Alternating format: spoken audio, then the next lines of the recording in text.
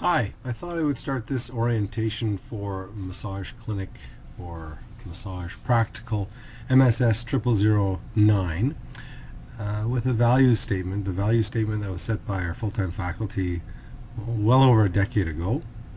And its expression to me is that we encourage the students to explore and reflect in their practice, and that we as supervisors clearly and simply impart our experience, our interaction with them in a way that promotes safety, trust, and respect. And you will likely receive that back.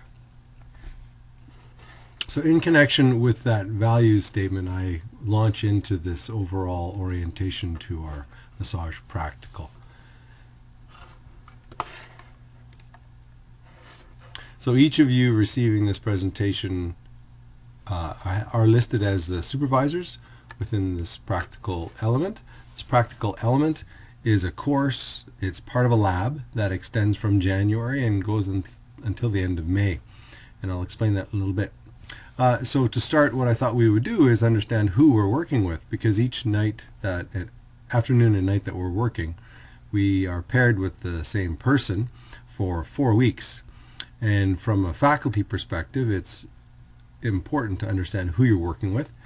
I believe I have met each and every one of you. However, here's a list of who you're working with in the event that you don't know. So I encourage you to reach out, because the emails have been sent, and in fact the faculty names have been aligned. I'm assuming most of you have taught in this section already in the past. And again, this is just a continuation of that orientation. So this course, the practical course, is an extension of what would be considered a lab course. And the 4 weeks are designed so that the students don't have to pay an extra semester of tuition. And in order to do so, it was formulated to have 4 weeks of clinic. In that time frame, it was collectively felt that the teaching time is important ahead of clinic time, because the students have amassed, well, a lot of practical skills, but they haven't practiced them necessarily, and that's one of the things that I want to clarify here. So a roundabout explanation is that these students have the experience of level 3 students that would be entering in to clinic in the fall. But they also have some of the skills related to level 4 students. So it's a funny mix, because they've technically been shown and have been tested on all of the general observations, as well as range of motion, muscle differentiation, and special tests, as well as neurological tests. So they have the skills, but it's not necessarily connected in a way that makes complete and total sense that it would be an unthought experience for them to demonstrate that to you. So it's still very much, if you think of motor learning, it's still very cognitive in nature. They have some of the skills that they just don't necessarily put it all together all at once. And that's largely what this next month will be for them. And I encourage us to consider that and keep that in mind.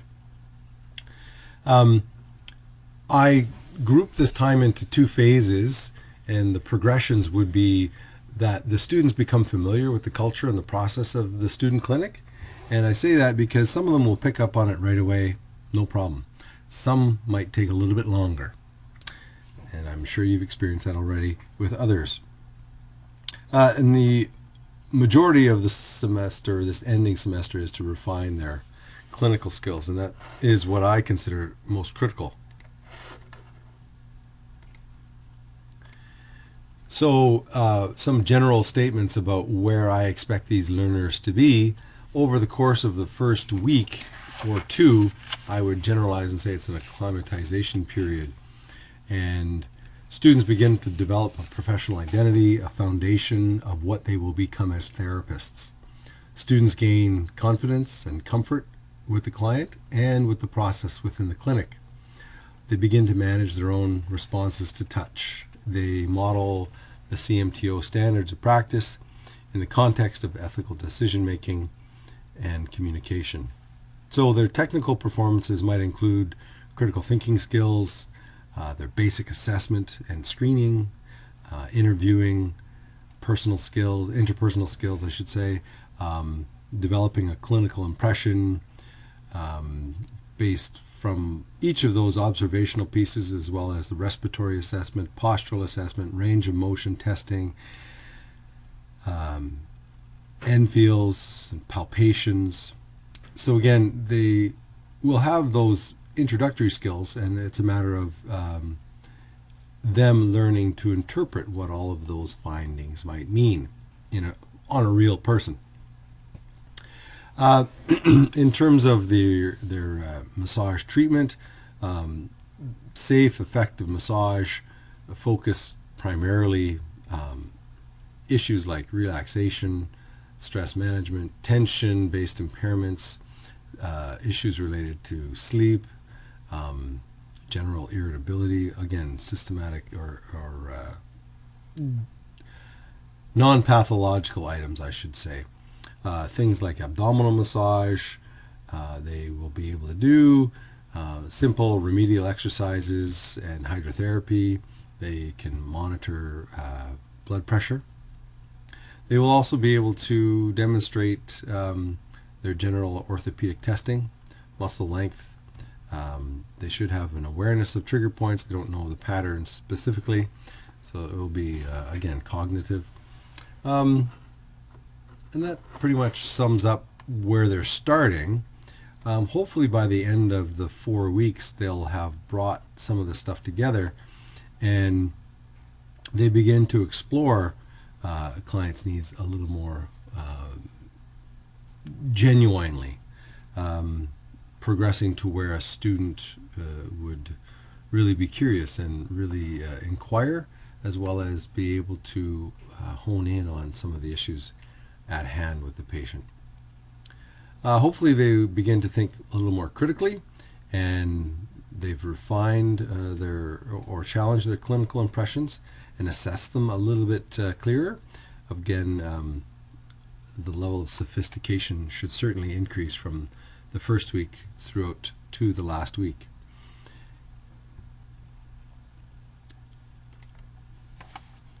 So why I'm orienting the faculty is these generalized goals, these generalized targets for their clinical experience. What is critically different is that each student has 5 different supervisors over the 4 weeks. As supervisors, we get to see them 4 times. And as significant it is, pointing it out is the fact that over 14 weeks they don't get to see the same person like you would in a regular clinic experience. So the evaluation system, the tracking mechanism for us becomes the signature on their evaluation package. And I call it a package because some of it is in fact not generated, not our evaluations. So my intent is to have you pay attention to the right things, the important things, and they can, if you would, evaluate themselves on some less critical elements, but still important. And I'm not saying it's off target and out of bounds to give comment on, but at the same time, things like posture, you don't have to spend your time documenting that. They can document that. You can give them corrections, but they should be documenting it, not you. So again, the tracking mechanism is our package, and I expect to talk a little bit about that when I actually speak to the package specifically. But I also encourage us to use notes and or messages of some kind. I can create on the attendance forms. I can create also note pages for each supervisor, because each student will have a little profile, and we can track notes and those notes can be kept confidential for the supervisors. And that would be and has been an appropriate way to record from day to day and week to week behaviors that are not necessarily on the evaluation forms. Those binders will be kept where Ian has typically kept the attendance packages in the back, so it will be in the cupboards above where the lost and found is located in the linen area. I will label it appropriately.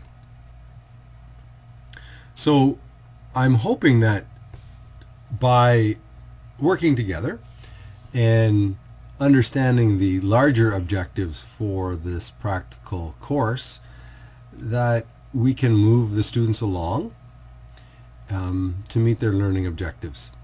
And what becomes critical is the fact that the students do need to reflect, and they do need to write out goals associated with their learning. And we can encourage them every day. We can encourage them to write out their goals, and much like a personal audit, it provides their currency in their discussions, so they can show connections to what they've written out and what they've done in relation to their learning. And I know that sounds really hokey, and for some really not jiving with how they learn and or demonstrate their learning, but I have no other way to record from day to day and week to week between 5 faculty members. So it is in fact their currency. So within each of the sections I have daily reminders, and I encourage you to actually vocalize those reminders, to write those goals, and to look at and act on their learning objectives, to fill out their evaluation package. And it becomes really critical. And together, I believe that they can have enough freedom to actually learn in their own unique and different ways, but also making sure that they meet the learning objectives for the course. Yeah, so that's where I'll stop with this particular section.